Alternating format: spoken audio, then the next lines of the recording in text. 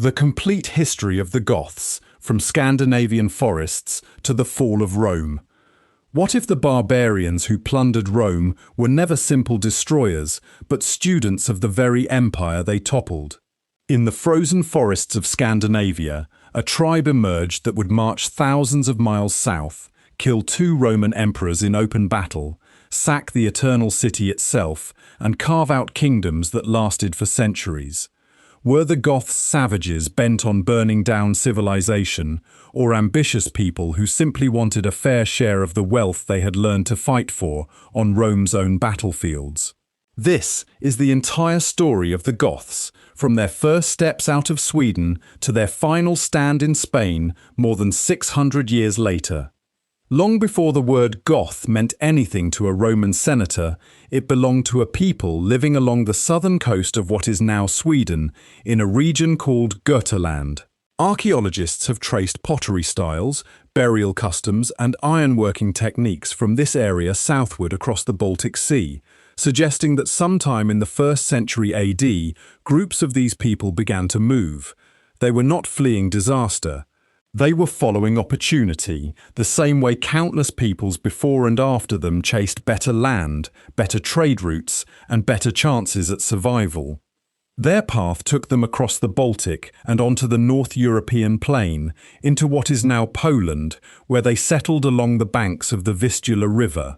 Here they encountered other Germanic and Slavic-speaking groups, absorbed some of them, fought others, and slowly built a cultural identity distinct enough that Roman writers began recording their name.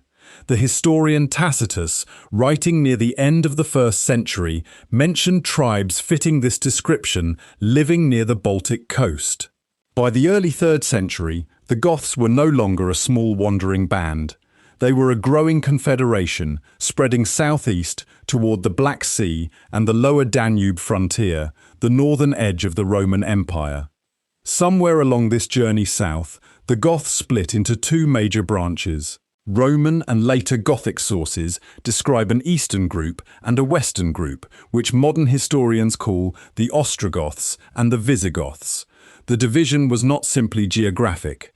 It represented different leadership lines, different alliances with neighbouring peoples, and eventually different political fates.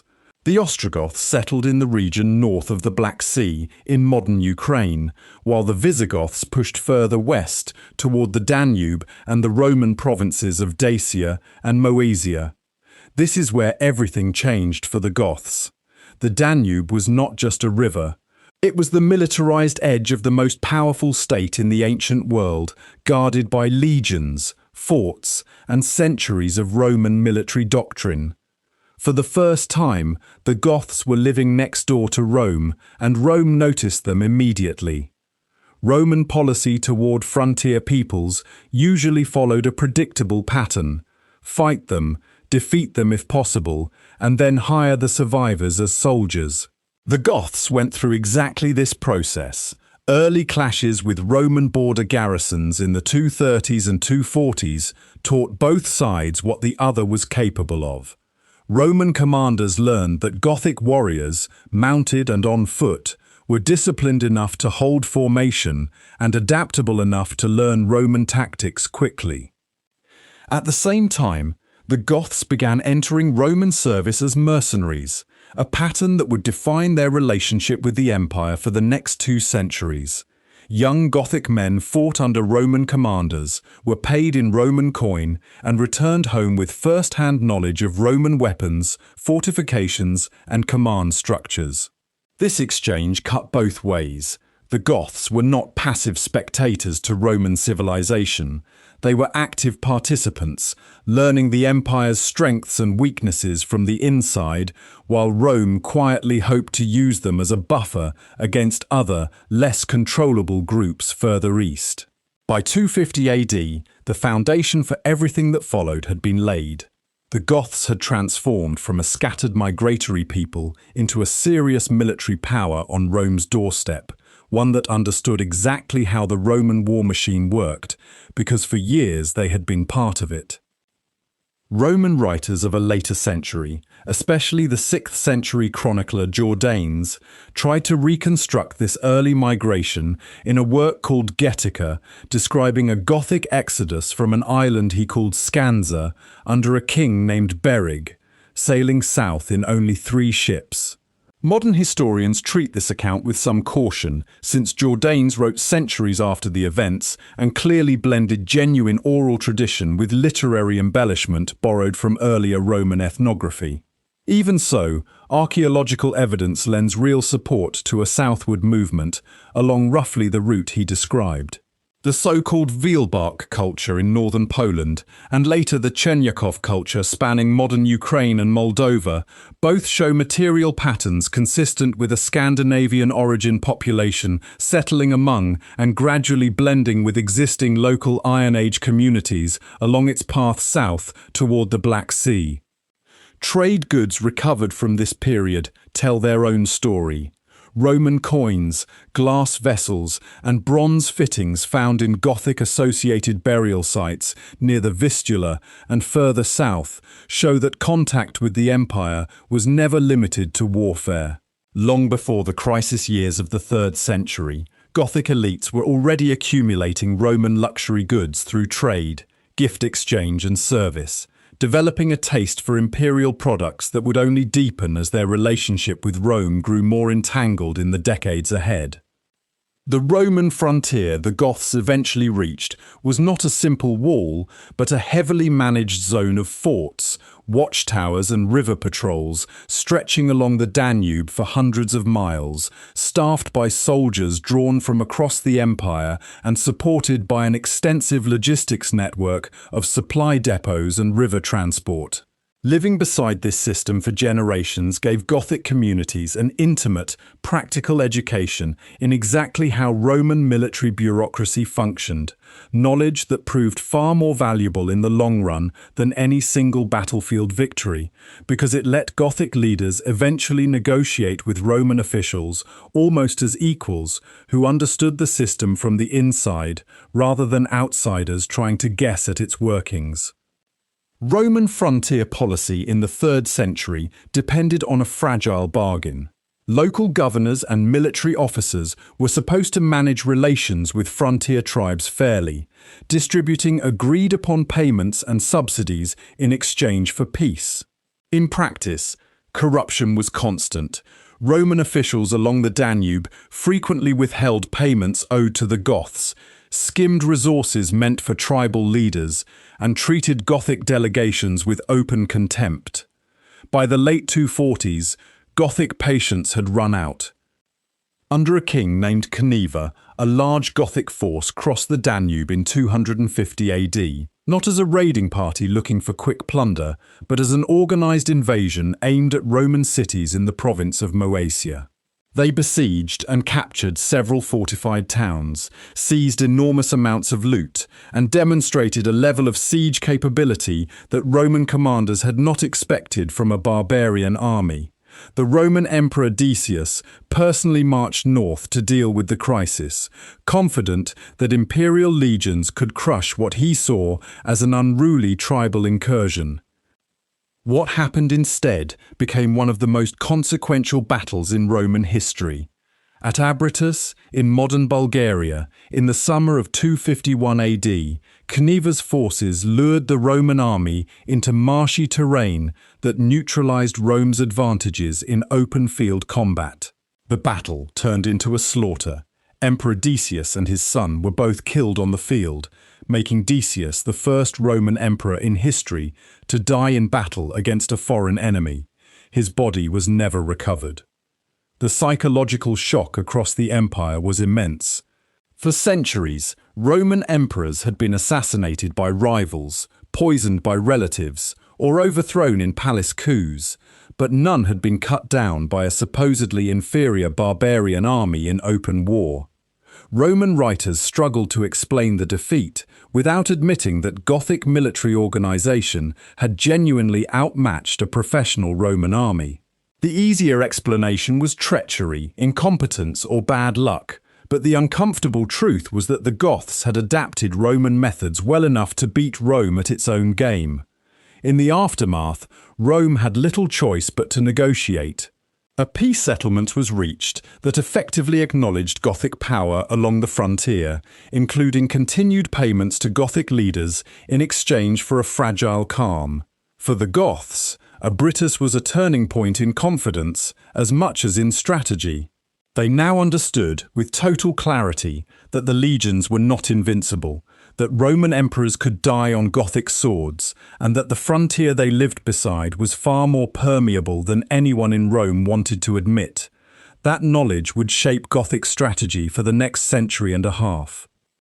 Before the final battle, Caneva's army had already besieged the fortified city of Philippopolis, a major regional centre in Thrace, and reportedly captured it with the covert help of a Roman governor named Priscus, who, according to some ancient accounts, struck a private bargain with the Goths in exchange for his own safety, a story that fed directly into Roman anxieties about corruption and betrayal within their own frontier administration. Whether or not every detail of that particular account is accurate, the broader pattern it reflects was real. Roman officials along the Danube frequently prioritized personal survival and profit over loyalty to the wider imperial cause, and Gothic leaders learned to exploit those fractures whenever they appeared.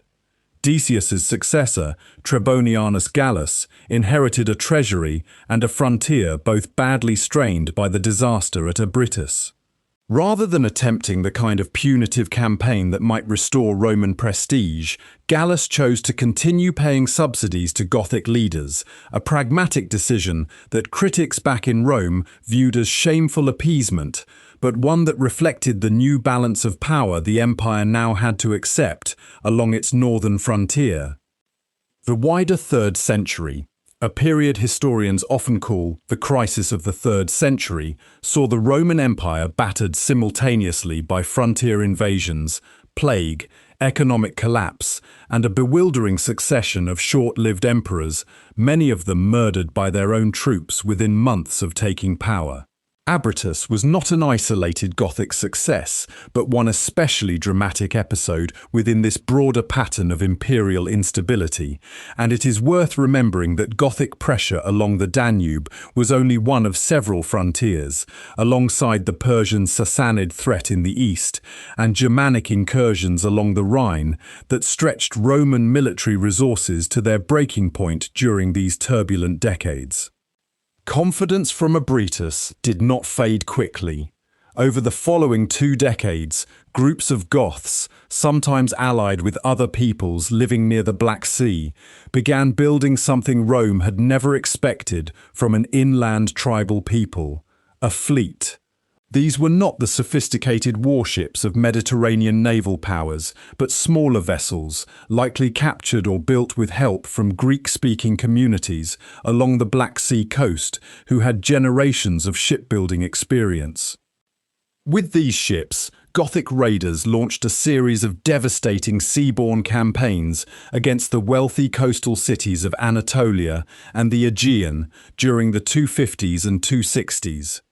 Cities in Bithynia, Cappadocia, and along the coast of the Black Sea were struck with a speed that land-based Roman garrisons could not counter. The raiders targeted temples and religious sites in particular because Greek temples had functioned for centuries as treasuries, storing gold, silver, and valuable offerings accumulated over generations of worship. Gothic raiding parties stripped these sites of extraordinary wealth, loading ships with treasure that would have taken years to accumulate through trade or tribute. One of the most notable episodes came when Gothic raiders reached the city of Ephesus and struck at the Temple of Artemis, one of the most revered religious sites in the ancient world, already famous as one of the 7 wonders. The raid was less about symbolism and more about opportunity. Wherever accumulated wealth existed near a coastline, Gothic fleets found a way to reach it, catching Roman authorities repeatedly off guard. This was a humiliating pattern for an empire that prided itself on controlling the Mediterranean world so completely that it referred to the sea as Mare Nostrum, our sea. The raids eventually provoked a serious Roman military response under Emperor Gallienus and, more decisively, under his successor Claudius II, who won a major victory against a large Gothic force at the Battle of Naissus around 269 AD. It was Emperor Aurelian, however, who most effectively restored order along the frontier in the years that followed, pushing Gothic forces back across the Danube and stabilizing the border through a combination of military pressure and diplomatic settlement. Aurelian even made the controversial decision to formally abandon the Roman province of Dacia, north of the Danube, consolidating Roman defences along the river itself rather than trying to hold indefensible territory beyond it. For the Goths, this period proved something important: that a supposedly unsophisticated tribal people could master naval logistics well enough to strike at the heart of Roman wealth hundreds of miles from home. It also proved that Rome, even when humiliated, could still eventually mobilize enough force to push them back. The lesson both sides absorbed was that this relationship, whatever shape it took next, would remain unstable, cyclical, and defined by shifting advantage rather than any permanent resolution. The list of cities struck during these years reads like a map of the wealthiest coastal centers of Anatolia and the Aegean. Trebizond on the Black Sea, Chalcedon across the strait from the imperial city that would later become Constantinople, and communities scattered across the Aegean islands all suffered raids during this roughly 2-decade span. Gothic fleets moved through the Bosporus and the narrow straits connecting the Black Sea to the Mediterranean with a confidence that suggests real local knowledge, likely gained from captured pilots, defected sailors, or simply years of accumulated experience along these waters. The long-term economic disruption to Aegean and Anatolian trade networks was considerable, undermining the sense of security that had allowed coastal cities in this region to prosper for generations without significant fortification. Many communities began investing in new defensive walls and garrisons only after these raids exposed just how vulnerable they truly were. A defensive posture that would remain a permanent feature of the eastern Mediterranean coastline for centuries afterward. Emperor Aurelian's decision to abandon the province of Dacia deserves particular attention, since it represented a rare and remarkably candid admission by a Roman emperor that holding certain territory was no longer worth the cost of defending it.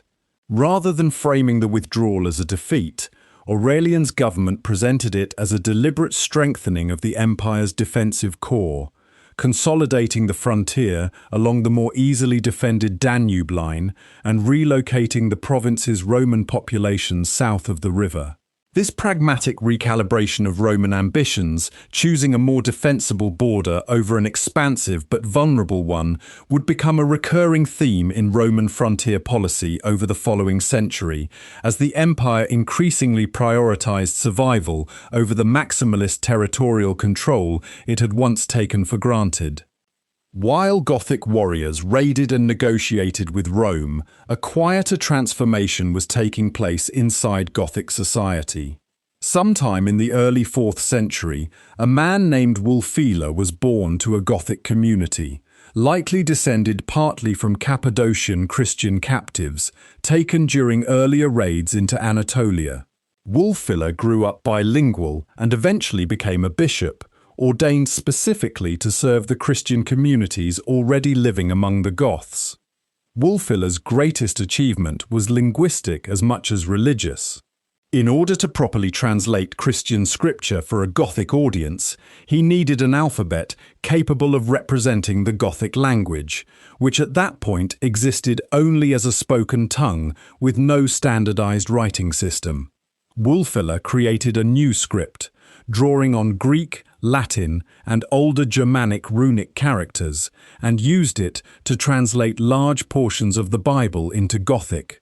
The result, later copied into the manuscript known as the Codex Argentius, stands today as one of the earliest substantial written records of any Germanic language, a document of enormous value to linguists studying the roots of the entire Germanic language family. The theological form of Christianity that spread among the Goths mattered as much as the fact of conversion itself.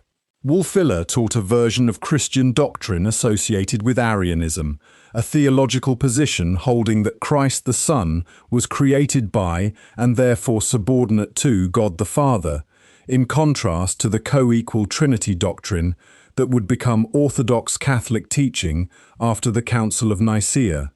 This distinction might sound like a narrow theological dispute, but it had lasting political consequences.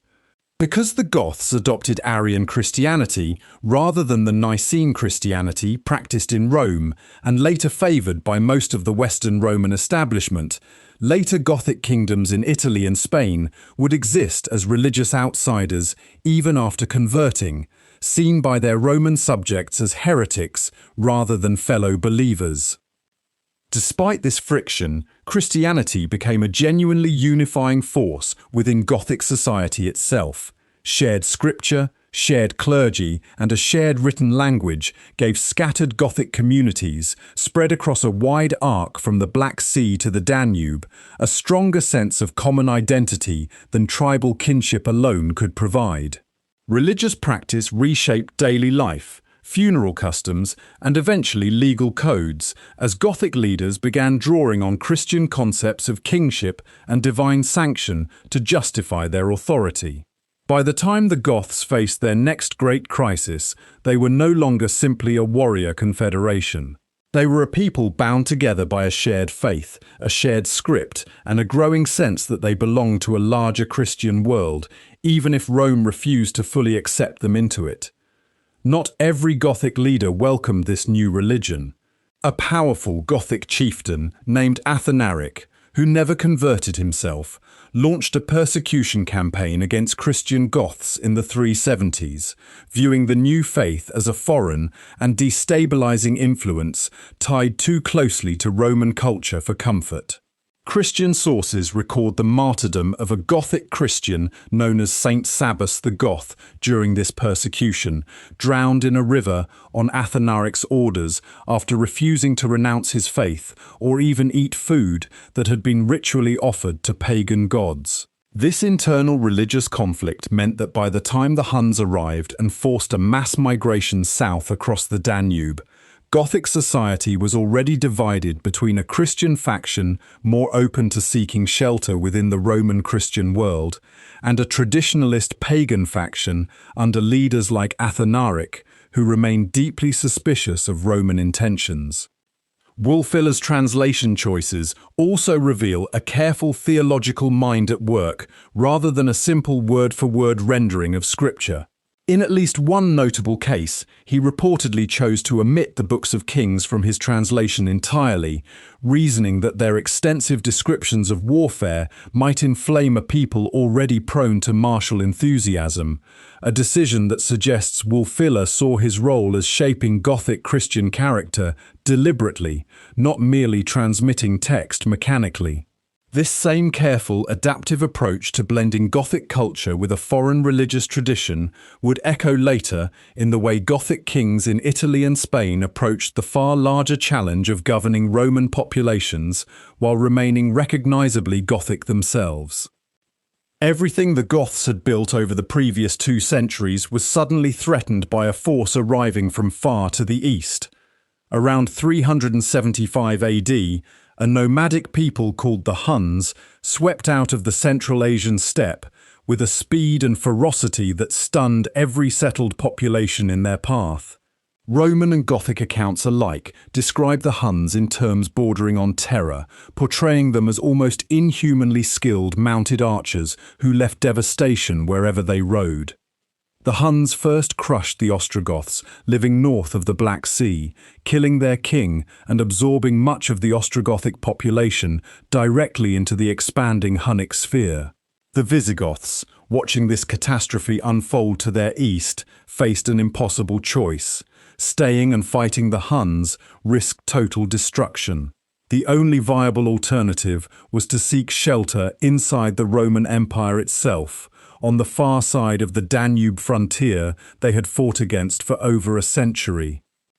In 376 AD, a massive number of Visigoths, likely including tens of thousands of men, women and children, gathered on the north bank of the Danube and formally petitioned Emperor Valens for permission to cross into Roman territory as refugees.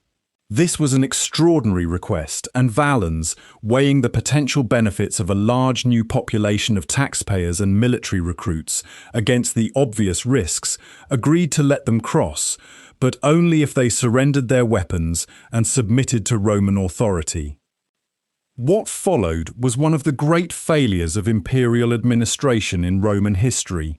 Local Roman officials responsible for processing and resettling the refugees were catastrophically corrupt. Food meant for the starving Gothic population was sold instead of distributed. Weapons were not properly confiscated because officials were too busy extracting bribes and personal profit from desperate families, and living conditions in the temporary camps deteriorated into scenes of open starvation. Roman commanders reportedly forced starving Gothic parents to trade their own children into slavery in exchange for something as basic as dog meat to eat. The predictable result was rage. A people who had crossed the Danube seeking safety and a fair chance to integrate into the empire instead found themselves exploited, starved, and humiliated by the very administrators meant to protect them. By 377 AD, Gothic anger boiled over into open revolt against Roman authority within the empire's own borders. What began as a refugee crisis born from an external threat, the Huns, was rapidly transforming into an internal Roman crisis of Rome's own making, and the consequences would prove catastrophic within just 2 years. Two Roman commanders in particular, Lupicinus and Maximus, bore much of the blame for turning desperation into open rebellion. Lupicinus, responsible for overseeing the resettlement near the city of Adrianople, reportedly attempted to lure the Gothic leader Fritigern into a trap at a banquet, planning to murder him and other Gothic leaders in order to decapitate the growing unrest before it could spread further. Fritigern escaped the ambush and returned to his own camp to find that Roman soldiers had already attacked Gothic civilians left outside the city walls. From that moment, any hope of a peaceful resolution collapsed entirely, and the Goths who had originally crossed the Danube seeking nothing more than safety now found themselves in open, armed conflict with the empire that had promised to protect them. The Huns who triggered this entire chain of events remain, in many ways, the least understood people in this story. Roman and Gothic writers alike describe them almost as a force of nature rather than a coherent political society, emphasizing their unfamiliar mounted archery tactics, their reportedly unusual physical appearance shaped by cultural practices such as deliberate skull modification in infancy, and their apparent lack of interest in settled agriculture or fixed dwellings. Modern historians treat much of this description with caution, recognizing it as filtered heavily through the fear and cultural prejudice of settled peoples encountering a highly mobile steppe society for the first time. But there is little doubt that Hunnic pressure fundamentally altered the political landscape of the entire region east of the Danube within just a few short years. By the summer of 378 AD, the situation along the eastern frontier had spiraled completely out of Roman control. Gothic refugees turned rebels had spent nearly 2 years fighting Roman forces across the Balkans, joined by escaped slaves, disaffected local populations, and even other Gothic and allied groups who saw an opportunity to strike back at years of Roman exploitation. Emperor Valens, ruling the eastern half of the empire, decided he needed to end this crisis personally and decisively. Valens marched his army toward the city of Adrianople in Thrace, where a large Gothic force under a leader named Fritigern had gathered. Roman intelligence badly underestimated the size and readiness of the Gothic army, partly because a significant portion of the Gothic cavalry was away foraging when Roman scouts assessed the situation. Valens, eager for a decisive victory and reportedly unwilling to wait for reinforcements already marching from the west under the future Emperor Gratian, chose to engage on August 9th, 378 AD, without waiting for full information about the enemy's actual strength. The battle began with Roman infantry advancing against the Gothic camp under intense summer heat, exhausted before real fighting even started. Then Gothic cavalry, the portion Roman scouts had missed, returned from foraging at exactly the moment needed to strike the exposed Roman flank. The result was catastrophic. Roman formations collapsed under the surprise cavalry assault, and what began as a battle turned into a rout. Ancient historian Ammianus Marcellinus, writing not long after the event, described the destruction of the Roman army in terms that left no room for interpretation as anything less than a total disaster. Emperor Valens himself died in the chaos. Ancient sources differ on the exact circumstances, with some claiming he was struck down amid the fighting, and others suggesting he was wounded and burned alive after taking shelter in a farmhouse that Gothic forces set on fire, unaware an emperor was hiding inside. Either way, Valens became the second Roman emperor to die at Gothic hands within little more than a century, a bitter historical echo of the death of Decius at Abritus in 251. The scale of the loss was staggering. Modern historians estimate that the Eastern Roman field army lost somewhere close to 2/3 of its total strength at Adrianople, an almost unthinkable blow to the empire's professional military corps. Rome no longer had the option of destroying the Goths militarily.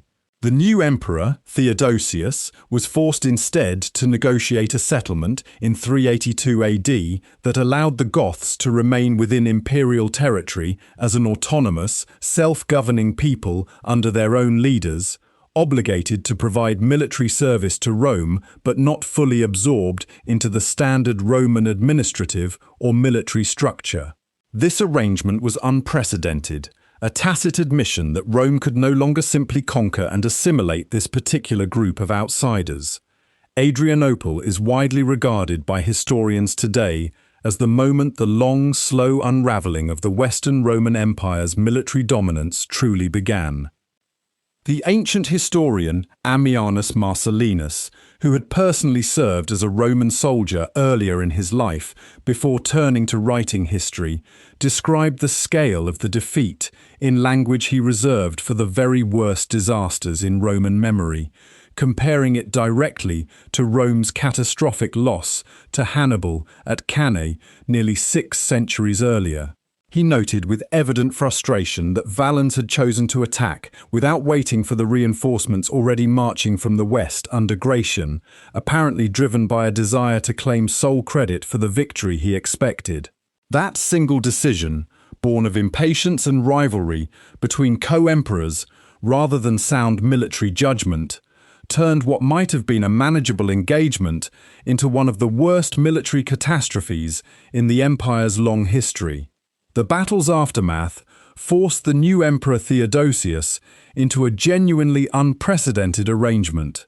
Rather than attempting to destroy or fully subjugate the Gothic forces that had just annihilated a Roman field army, the 382 AD settlement allowed them to settle within imperial territory in the Balkans as a distinct, self-governing community under their own leadership, obligated to supply troops for Roman campaigns, but never fully dissolved into the standard structure of Roman provincial administration. This arrangement, effectively acknowledging that Rome could not simply absorb this particular group of people the way it had absorbed countless smaller tribes in earlier centuries, set an important precedent for how future Germanic peoples would eventually establish themselves within, rather than entirely outside, the boundaries of the Roman world. Among the Visigothic leaders who emerged in the decades following Adrianople, one name would eventually eclipse all others: Alaric.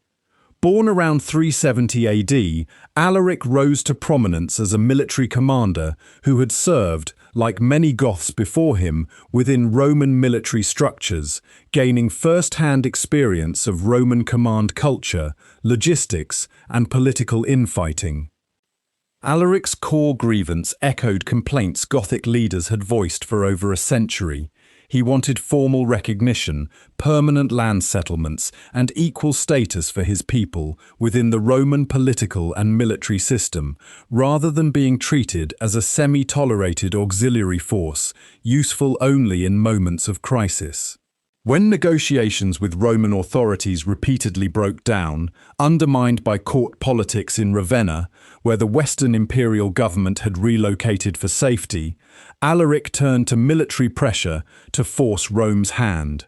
Between 408 and 410 AD, Alaric led his forces to besiege the city of Rome itself on 3 separate occasions. Rome by this point was no longer the empire's administrative capital. That role had shifted to Ravenna and Milan, but the city remained an unmatched symbol of Roman identity and continuity, a place whose walls had not been breached by a foreign enemy in roughly 8 centuries. The first 2 sieges ended with negotiated payments and promises that Roman authorities in Ravenna repeatedly failed to honor once immediate pressure eased. By August of 410 AD, negotiations had collapsed entirely. Alaric's forces entered Rome, reportedly let in through the Salarian Gate, and the city was sacked over a period of about 3 days. Compared to later medieval sieges, the destruction was relatively restrained. Alaric, as an Arian Christian himself, reportedly ordered his troops to spare Christian churches and religious sanctuaries, and considerable portions of the city's population and infrastructure survived intact. Still, the psychological impact of the event was seismic, arguably more damaging to Roman morale than the physical destruction itself. News of Rome's fall spread across the Mediterranean world with shocking speed. Saint Jerome, writing from Bethlehem, described being overwhelmed with horror at the news, expressing a sentiment shared by educated elites throughout the Christian and Roman world. If Rome, the eternal city, the supposed guarantor of civilization itself, could fall to a barbarian army, what security could anyone claim anywhere in the empire? Saint Augustine, in North Africa, was moved to begin writing his monumental work, The City of God, partly in response to accusations that Rome's abandonment of its old pagan gods in favor of Christianity had caused this disaster. Alaric himself did not live to enjoy the aftermath. He died later that same year, reportedly of illness, while leading his people further south through Italy, and according to later legend, was buried beneath a diverted riverbed near Cosenza, along with a portion of the treasure taken from Rome, in a grave designed never to be found. In the years leading up to the sack, Alaric's relationship with Rome had been shaped heavily by his dealings with the powerful Roman general Stilicho, himself of partial Vandal descent, who served as the effective power behind the young and largely ineffective Western Emperor Honorius. Stilicho and Alaric moved between open warfare and quiet cooperation multiple times, occasionally even coordinating military campaigns together, until Stilicho's execution in 408 AD on Honorius's orders, driven by court factions who accused him of secretly favoring the Goths, removed the one Roman figure Alaric had been able to negotiate with in good faith. Honorius himself spent the sack of Rome safely behind the marsh-protected walls of Ravenna, and among the notable figures caught up in the chaos was Galla Placidia, the emperor's own half-sister, who was taken by Alaric's forces and would go on to marry a later Gothic king, before eventually returning to Roman political life and ruling for years as regent for her young son, Emperor Valentinian III. Alaric's own brother-in-law and eventual successor, Atholf, led the Visigoths onward into southern Gaul in the years immediately following the sack of Rome, and it was Atholf who married Galla Placidia in a ceremony held at Narbonne in 414 AD, reportedly celebrated with considerable Roman ceremonial splendor, despite the highly unusual circumstances of a Roman princess marrying the leader of the very people who had so recently humiliated her homeland. Atholf is said to have remarked that he had originally hoped to replace Roman rule entirely with a new Gothic order, but had come to realize through experience that Gothic society lacked the administrative sophistication to govern effectively without Roman institutions, and so instead chose to preserve the Roman state and seek glory by restoring it, using Gothic strength in its service rather than in its destruction, a sentiment that captures the complicated, evolving relationship between conqueror and conquered running through this entire period. Following Alaric's death, Visigothic leadership passed through a succession of commanders who continued moving the Visigothic people westward, away from Italy and into Gaul, the Roman territory roughly corresponding to modern France. Roman authorities, still desperate for reliable military allies amid growing pressure from other groups such as the Vandals, Suebi, and Alans, eventually reached a formal settlement with the Visigoths in 418 AD, granting them land in southwestern Gaul as recognized federates of the empire.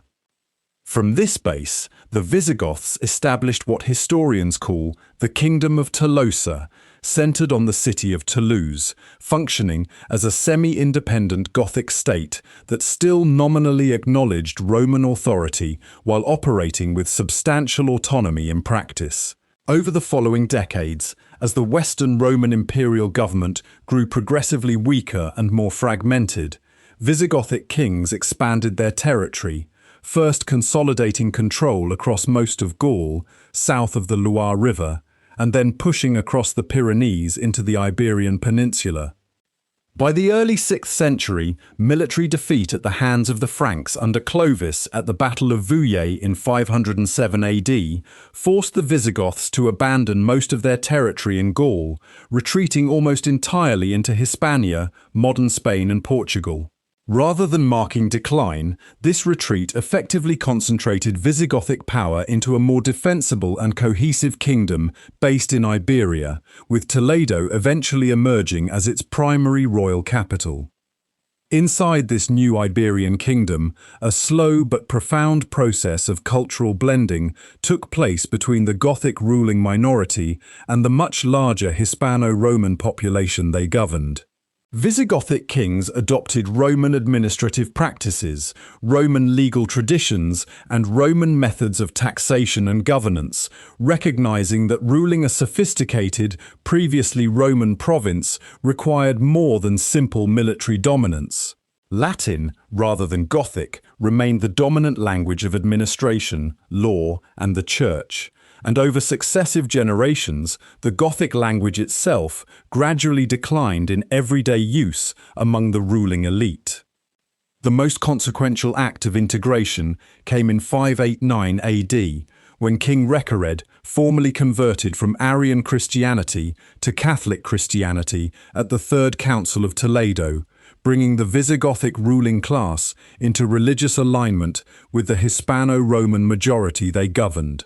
This conversion removed one of the deepest and most persistent sources of division between rulers and ruled, allowing a genuinely unified Hispano-Gothic identity to take shape. Visigothic Spain that emerged from this process would go on to develop a sophisticated legal code, a distinctive ecclesiastical culture centered on councils of Toledo, and a lasting political structure that endured for nearly a century and a half after Recared's conversion, right up until a sudden and catastrophic collapse at the very beginning of the 8th century.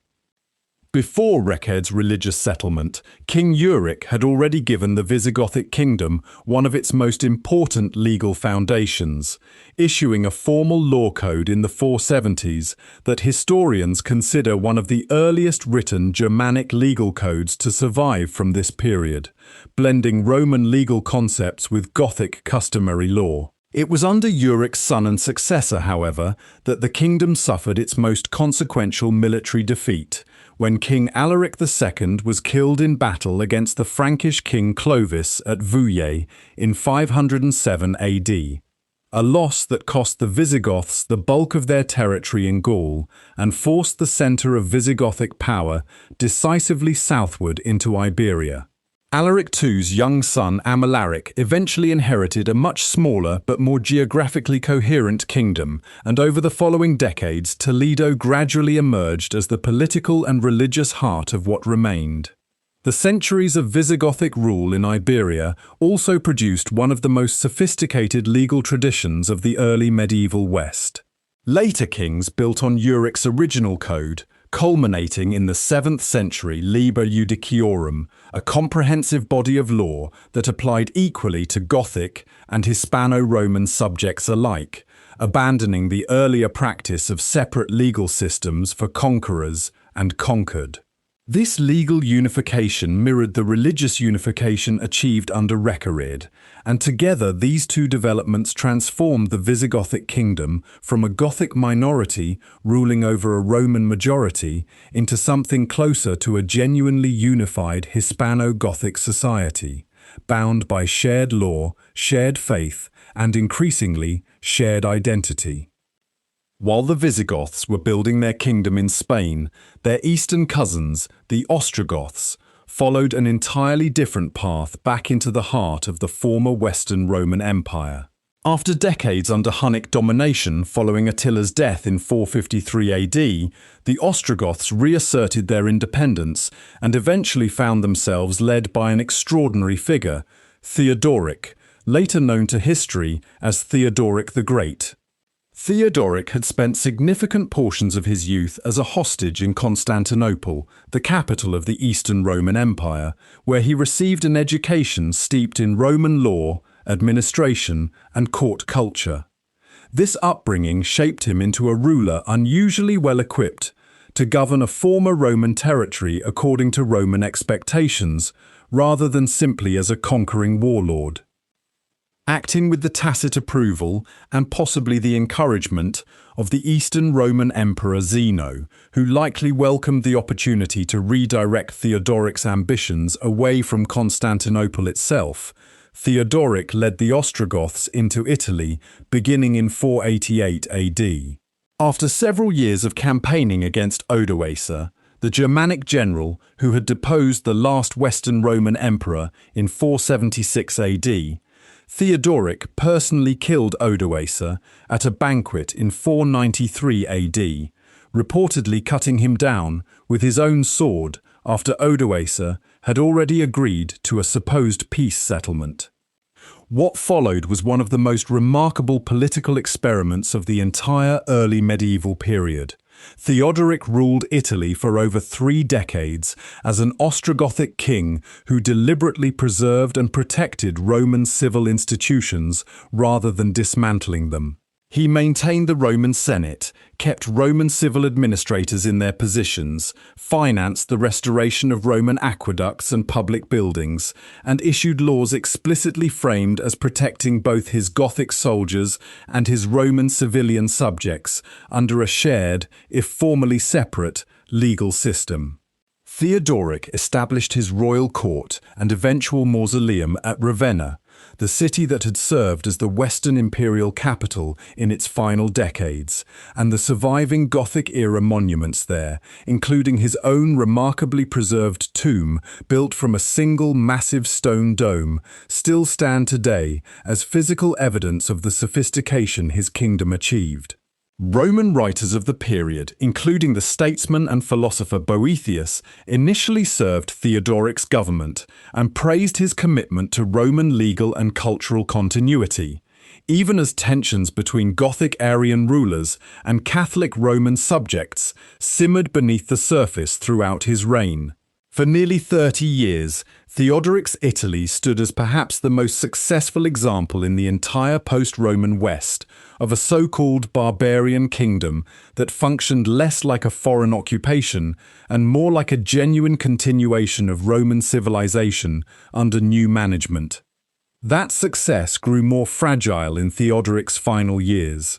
Boethius, the Roman philosopher and statesman who had once served the king with distinction, fell under suspicion of conspiring with the Eastern Roman court in Constantinople and was arrested, imprisoned, and eventually executed around 524 AD, reportedly composing his famous philosophical work, the consolation of philosophy, while awaiting death in his cell. The episode revealed the underlying fragility of Theodoric's carefully balanced kingdom, where a single accusation of divided loyalty could turn a trusted Roman advisor into a condemned prisoner almost overnight. When Theodoric himself died in 526 AD, he left the throne to his young grandson Athalaric under the regency of his daughter Amalasuntha, a capable and highly educated ruler in her own right, but one whose position depended entirely on maintaining the same delicate balance between Gothic nobility and Roman institutions that her father had spent 30 years constructing, a balance that would not survive long after her death. Theodoric's mausoleum in Ravenna remains one of the most striking physical monuments to survive from this entire period of Gothic history. Built from massive blocks of Istrian limestone and capped with a single carved dome weighing an estimated 300 tons, quarried and transported using engineering techniques that still puzzle modern researchers attempting to understand exactly how a stone of that size was maneuvered into place without modern lifting equipment. The structure stands today largely intact, a rare example of a Gothic royal monument that survived the destruction of the later Gothic War, essentially untouched, offering visitors a direct physical connection to the kingdom Theodoric spent his life building. Theodoric's death in 526 AD, without a strong adult male heir, left the Ostrogothic kingdom vulnerable to internal succession disputes, a weakness that the Eastern Roman Emperor Justinian, ruling from Constantinople, was determined to exploit. Justinian had inherited a vision of restoring direct imperial control over the lost western provinces, and Ostrogothic Italy, weakened by court intrigue and factional infighting, presented an apparently achievable target. In 535 AD, Justinian dispatched his brilliant general Belisarius to invade Italy, beginning a conflict that modern historians call the Gothic War.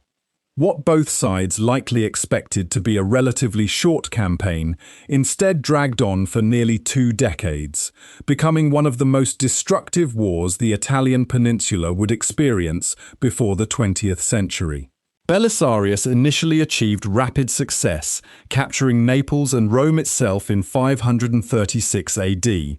But Ostrogothic resistance under a series of increasingly capable kings, particularly Totila, proved far more resilient than Constantinople had anticipated.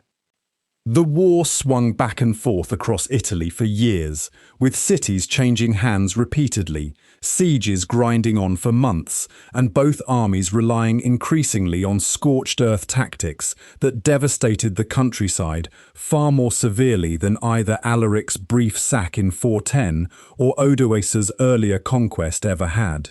Rome itself was besieged and captured multiple times during this conflict, its population reportedly reduced to a small fraction of its former size, as starvation, plague and displacement took their toll on a city that had already been in gradual decline for over a century. Perhaps the most lasting damage occurred not to buildings or monuments directly, but to Italy's ancient infrastructure. The elaborate Roman aqueduct systems supplying water to cities across the peninsula, engineering marvels that had functioned continuously for centuries, were deliberately cut and destroyed during the fighting, a tactic used by both Byzantine and Gothic forces to deny resources to their opponents. Many of these aqueducts were never fully repaired, permanently altering the urban character of numerous Italian cities and contributing to a broader collapse in urban population and infrastructure that some historians argue did more long-term damage to Roman civilization in Italy than any single earlier barbarian invasion.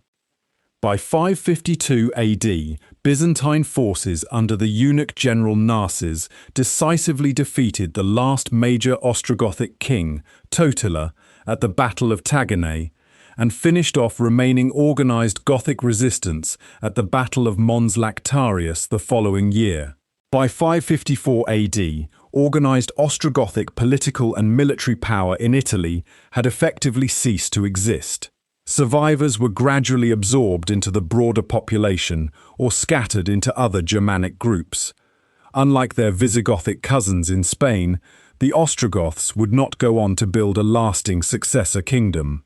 Their story in Italy ended not with integration or conversion, but with near-total destruction, an outcome made grimly ironic by the fact that Justinian's costly reconquest left Italy so devastated and depopulated that it fell easily to yet another invading Germanic people, the Lombards, within just a few years of the war's end. The human cost of this two-decade conflict is difficult to overstate. Contemporary accounts describe entire regions of the Italian countryside abandoned, with famine and disease compounding the direct violence of the fighting itself, particularly during Belisarius's prolonged siege of Rome, when the city's population reportedly resorted to eating grass and stray animals to survive. Ostrogothic King Witigis, who led resistance during the earlier phase of the war, was eventually captured and taken to Constantinople, where he lived out his remaining years in comfortable but powerless exile, a fate that later befell other defeated Gothic leaders as well. Totila, by contrast, proved a far more formidable opponent, reportedly winning back much of the ground Belisarius had captured and even briefly retaking Rome itself, before his eventual death at Tagenae ended the last serious Ostrogothic hope of preserving an independent kingdom in Italy. Totila's brief resurgence is particularly notable for the social policies he pursued during his campaigns, reportedly offering freedom to enslaved people who joined his forces and attempting to build broader support among the Italian peasantry by easing some of the tax burdens imposed under Byzantine administration.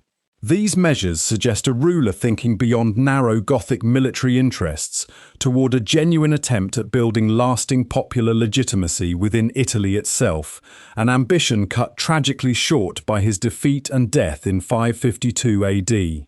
His successor, Teia, fought on for less than a year before the final destruction of organised Ostrogothic resistance at Mons Lactarius, bringing to a close nearly 70 years of Ostrogothic rule in Italy that had begun with such promise under Theodoric.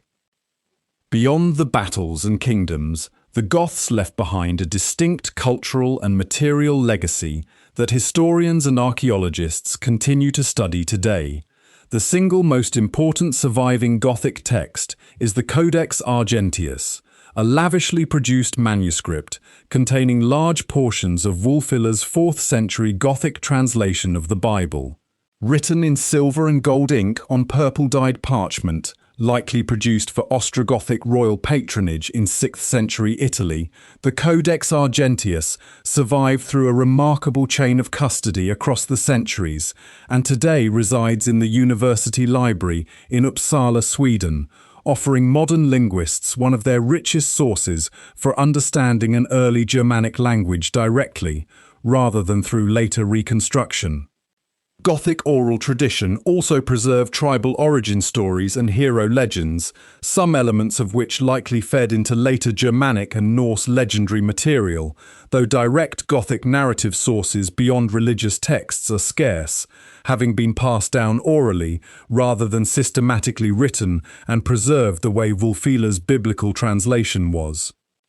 Materially, Gothic craftsmen, particularly those working in Ostrogothic Italy and Visigothic Spain, became renowned for distinctive metalwork, combining gold, garnet, and cloisonné techniques, producing elaborate fibulae, brooches, and personal ornaments that blended Roman decorative traditions with steppe-influenced polychrome styles, absorbed partly through earlier contact with the Huns and other Eastern peoples.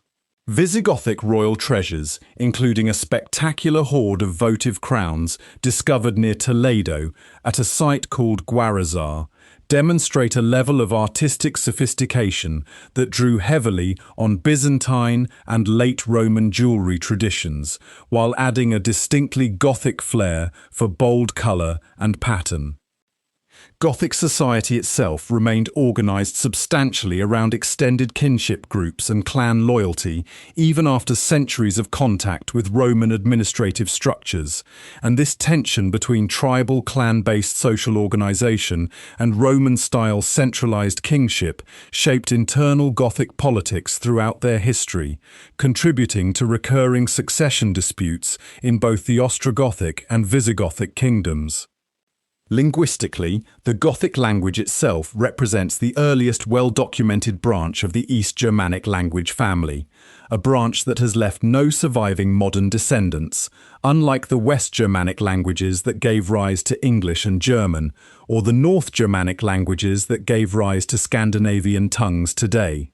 Because Gothic died out relatively early, largely absorbed into Latin-based Romance languages in both Italy and Spain, the Codex Argentius and other fragmentary Gothic texts remain uniquely valuable, offering scholars a rare direct window into an entire branch of the Germanic language family that would otherwise be almost entirely lost to history.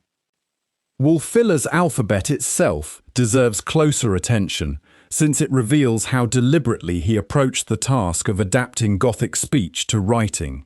Of its roughly 27 characters, most derive visibly from Greek uncial letters, reflecting Wulfila's own education within the Greek-speaking Christian communities of the Black Sea region, while a handful of others appear to borrow shapes from Latin script and from older Germanic runic characters already in limited use among Northern European peoples. Beyond religious texts, Gothic metalworking traditions produce treasures still studied today, including the so-called Domagnano treasure, a hoard of gold and garnet jewellery uncovered in modern San Marino, whose eagle-shaped fibulae and elaborate cloisonné inlay work demonstrate the same polychrome aesthetic found in Visigothic royal treasures further west, suggesting a shared artistic vocabulary that travelled with Gothic craftsmen and their patrons across the full breadth of territory the various Gothic peoples eventually settled. Funerary customs among the Goths also evolved noticeably over the centuries covered by this history, shifting from earlier cremation practices common among Northern European Iron Age societies toward inhumation burial, accompanied by increasingly elaborate grave goods as contact with Rome deepened, and eventually toward burial practices shaped explicitly by Christian doctrine following the conversions led by Wulfila and his successors. This gradual shift in how the Goths treated their own dead offers historians one of the clearest material signals of just how thoroughly Roman and Christian influence reshaped even the most intimate and traditionally conservative aspects of Gothic culture over time. Even as western branches of the Gothic people built and lost kingdoms in Italy and Gaul, Gothic communities and individuals maintained a long and complicated relationship with the Eastern Roman Empire, centered in Constantinople.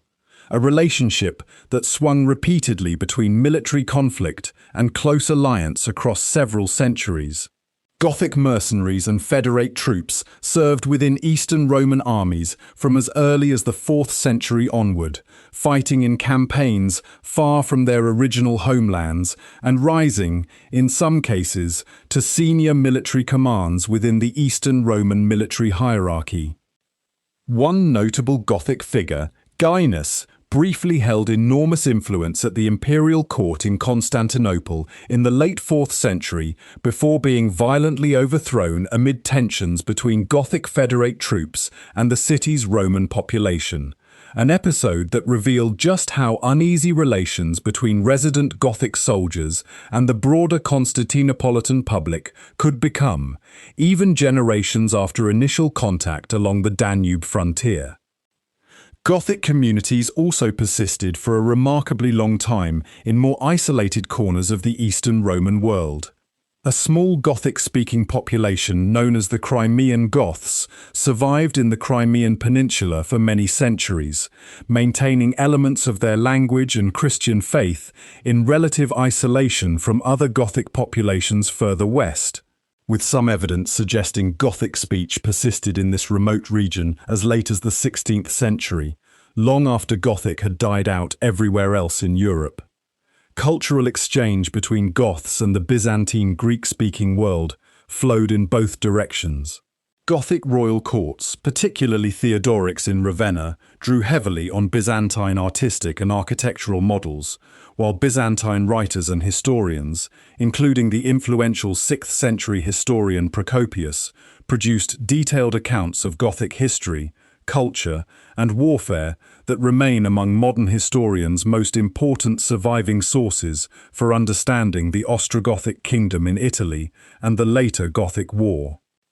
Over time, however, Gothic identity within the Eastern Roman military and administrative system gradually dissolved, as successive generations of Gothic soldiers and their descendants intermarried with local populations, adopted Greek language and Orthodox Christian practice, and were absorbed into the broader multi-ethnic fabric of Byzantine society. By the 7th century, distinct Gothic identity within the core Byzantine world had largely faded, surviving mainly in isolated pockets like Crimea, even as Gothic-descended kingdoms far to the west in Spain continued operating as fully independent, if increasingly troubled, political entities. Diplomatic marriage served as another important thread connecting the Gothic and Byzantine worlds across generations. Theodoric the Great arranged marriages for his daughters and other female relatives with Visigothic, Frankish, Burgundian, and Vandal royalty, effectively weaving a web of alliances across nearly every major Germanic successor kingdom in the former Western Empire. A strategy aimed at balancing Ostrogothic Italy's position between potential rivals on every side. During Justinian's later reconquest campaigns, ironically, some Gothic soldiers who had previously served in Ostrogothic or Visigothic armies ended up fighting on the Byzantine side as well, hired as individual mercenaries or absorbed into imperial units after earlier defeats, illustrating just how fluid and personal, rather than strictly ethnic, military loyalty could become across this long and tangled period of contact between Goths and the Eastern Roman world. The Visigothic kingdom of Spain that Recared had unified religiously in 589 AD continued for over a century afterward, but it never fully resolved a persistent structural weakness. The Visigothic monarchy lacked a clear, universally accepted system of hereditary succession. Kings were technically elected by the nobility and high clergy, a system intended to prevent unfit rulers from inheriting the throne automatically, but which in practice created near-constant opportunities for rival noble factions to contest the throne through intrigue, assassination, and outright civil war. By the early 8th century, this chronic instability reached a breaking point. Following the death of King Witiza around 710 AD, a contested succession erupted between Witiza's family and a noble named Roderick, who seized the throne amid significant internal opposition. This fractured political situation left the kingdom dangerously unprepared, just as a new and unexpected threat was gathering strength across the Strait of Gibraltar. Islamic forces, having rapidly expanded across North Africa over the preceding decades under the early Umayyad Caliphate, launched an invasion of the Iberian Peninsula in 711 AD under the command of Tariq ibn Ziyad, crossing from North Africa with a force made up substantially of recently converted Berber troops. King Roderick marched south to confront this invasion, and the two armies met at the Battle of Guadalete in July of 711 AD. Roderick was decisively defeated and killed in the battle, though the exact circumstances of his death remain uncertain in the surviving sources. Compounding the disaster, some accounts suggest that rival Gothic factions, still loyal to the family of the recently deposed Witiza, may have withdrawn support or even actively undermined Roderick during the battle itself, a devastating example of the very factional instability that had plagued Visigothic succession politics for generations, finally producing a catastrophic military consequence. With Roderick dead and the Visigothic army shattered, organised resistance collapsed with startling speed. The Umayyad invasion force advanced rapidly across the peninsula, capturing the Visigothic capital of Toledo within a remarkably short period.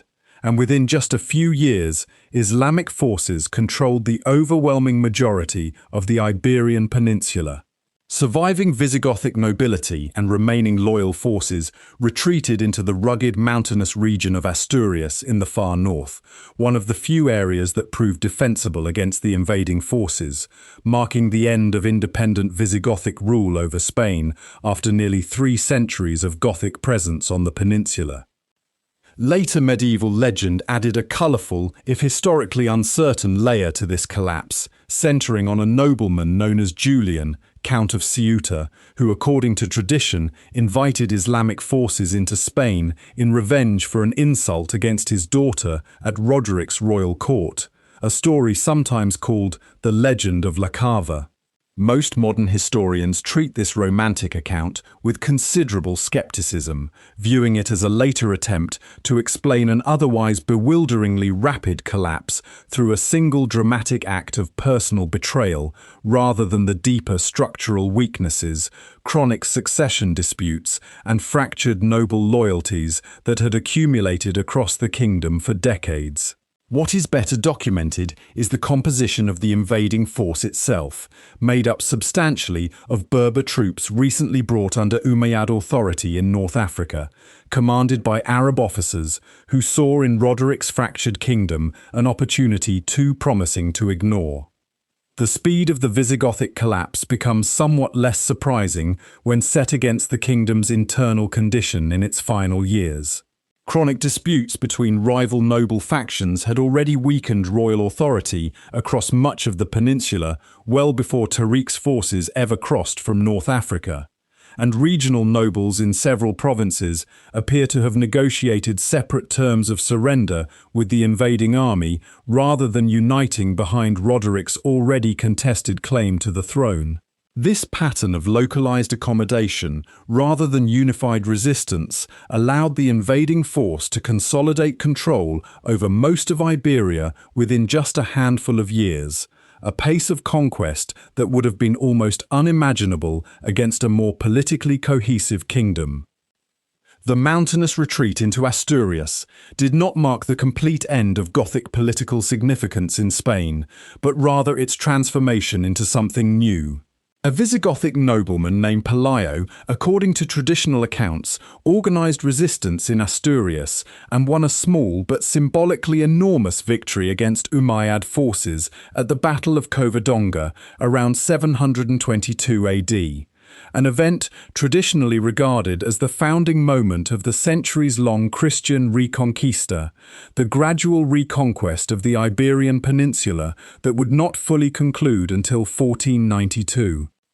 The Christian kingdoms that emerged from this resistance movement, beginning with the Kingdom of Asturias and eventually giving rise to Leon, Castile, and other medieval Spanish states, deliberately positioned themselves as legitimate heirs to Visigothic royal authority. Medieval Spanish Christian rulers frequently invoked Gothic royal lineage and Gothic legal tradition as a source of political legitimacy, framing their ongoing struggle against Islamic rule in the south as a rightful restoration of Gothic Christian sovereignty over the entire peninsula, rather than simply a new conquest. Visigothic law itself proved remarkably durable even after the kingdom's political collapse. The Visigothic legal code, known as the Liber Judiciorum, compiled and refined over the 7th century, continued to influence legal practice in Christian territories of northern Spain for centuries afterward, and elements of its provisions can be traced forward into later medieval Spanish legal traditions, demonstrating a continuity of legal culture that survived the collapse of the political structure that originally produced it. Gothic identity also left subtler traces in Spanish culture that persisted long after the language itself had disappeared, absorbed entirely into the emerging Romance dialects that would eventually become modern Spanish. Certain Spanish surnames, particularly those associated with old noble families in northern Spain, trace their origins to Gothic personal names, and regional identity in Asturias in particular retained a strong association with Gothic heritage well into the medieval period, framed as the birthplace of Christian Spanish resistance and eventual reconquest. The broader historical memory of the Goths in Spain thus evolved from that of a ruling minority governing a Roman-descended majority, into a founding myth for an entirely new medieval Christian Spanish identity, one that would eventually shape the political ideology of the very kingdoms that completed the Reconquista and launched Spain into its subsequent age of global exploration and empire. Later medieval chroniclers made this connection explicit. Writing centuries after Pelayo's victory at Covadonga, the court of King Alfonso III of Asturias in the 9th century produced historical chronicles that deliberately framed the new Christian kingdom as a direct continuation of Visigothic royal legitimacy, rather than as a new political entity born from resistance and rebellion. These chronicles portrayed the ongoing struggle against Islamic rule not as a conquest of new land, but as the rightful recovery of a Christian Gothic patrimony temporarily lost through the sins and failures of the last Visigothic kings, a narrative framework that would echo through Spanish historical memory for the better part of the following 8 centuries, right up until the completion of the Reconquista in 1492. Even the ceremonial trappings of later medieval Spanish monarchy carried traces of this Gothic inheritance, from royal titles that explicitly invoked Gothic ancestry to legal formulas drawn directly from the old Visigothic law codes, still cited by Christian judges and royal courts in the north, centuries after the kingdom that produced them had ceased to exist. Few conquered peoples in history have managed to shape the identity of their conquerors' eventual successors so thoroughly, a testament to just how deeply the Visigothic period had become woven into the underlying fabric of Iberian political and legal culture by the time the kingdom itself finally fell. Looking back across more than 6 centuries of Gothic history, from scattered communities in southern Sweden to the fall of the last independent Gothic kingdom in Spain, the story that emerges is not one of simple barbarian destruction, but of a people who repeatedly transformed themselves in response to changing circumstances.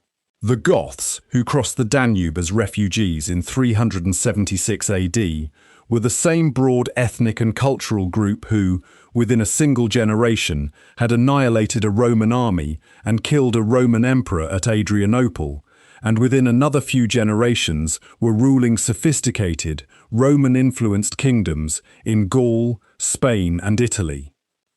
Their role in the fall of the Western Roman Empire was significant, though rarely as simple as older narratives once suggested. The Goths did not set out to destroy Roman civilization. Across nearly every major episode of their history, from mercenary service in the 3rd century to Theodoric's deliberate preservation of Roman institutions in Italy, Gothic leaders repeatedly sought a place within the Roman system rather than its total destruction. It was Rome's own repeated failures, corrupt frontier administration, broken treaty promises, and chronic court instability that transformed potential Roman allies into the very forces that dismantled Roman authority in the West. Religious flexibility also defined much of Gothic history. Their adoption of Arian Christianity under Wulfila in the 4th century initially set them apart from the Nicene Christian majority they eventually ruled over in Italy and Spain, yet Gothic rulers in both regions eventually navigated this divide, whether through Theodoric's careful religious tolerance in Italy or Recared's decisive conversion to Catholicism in Spain, demonstrating a consistent pragmatic willingness to adapt religious and politicity of their rule. Ultimately, the Gothic language itself did not survive this long process of integration. Latin in Spain and Italy, and eventually Slavic languages in some eastern regions where remnant Gothic populations lingered, gradually replaced Gothic as a spoken tongue, leaving the Codex Argentius and a handful of other fragments as nearly the only direct linguistic evidence of an entire branch of the Germanic language family. Modern genetic and archaeological research continues to refine our understanding of exactly how much lasting biological and cultural impact Gothic migration actually left on the modern populations of Italy and Spain. Ancient DNA studies conducted in recent years have generally suggested that while Gothic rulers left a meaningful cultural and legal legacy, their genetic footprint on the broader modern population of these regions was relatively modest compared to their outsized historical and political significance, since Gothic ruling groups always represented a numerical minority governing much larger existing Roman populations. The comparison between Gothic history and later patterns of migration and integration throughout European history is difficult to avoid. Time and again, the Gothic story illustrates a recurring historical pattern: a migrating people seeking security and opportunity, an established power responding with a mixture of exploitation and grudging accommodation, and an eventual, often unstable, process of cultural blending that reshapes both the newcomers and the society they join. The Goths entered recorded history as a people pushed south by opportunity from the cold forests of Scandinavia. They exit recorded history as founders of medieval Spanish identity, contributors to Byzantine military and court culture, and the authors of one of the most consequential military defeats in Roman history at Adrianople. Few peoples in the ancient world travelled so far, transformed so completely, or left behind a legacy so deeply woven into the foundations of the Europe that followed them. Perhaps the most enduring lesson of the entire Gothic story is how thoroughly it resists a simple label. They were refugees at the Danube in 376, conquerors of Rome in 410, careful preservers of Roman law and architecture in Theodoric's Italy, and the founding legend of a Christian kingdom that would one day launch ships toward an entirely new world across the Atlantic. Every one of these roles belonged to the same broad people, shaped again and again by circumstance, opportunity, and the choices of the empires they encountered. The question posed at the very beginning of this story, whether the Goths were destroyers of civilization or people simply seeking their fair share of it, ultimately has no single answer, because across 6 centuries of history, they were both, and everything in between.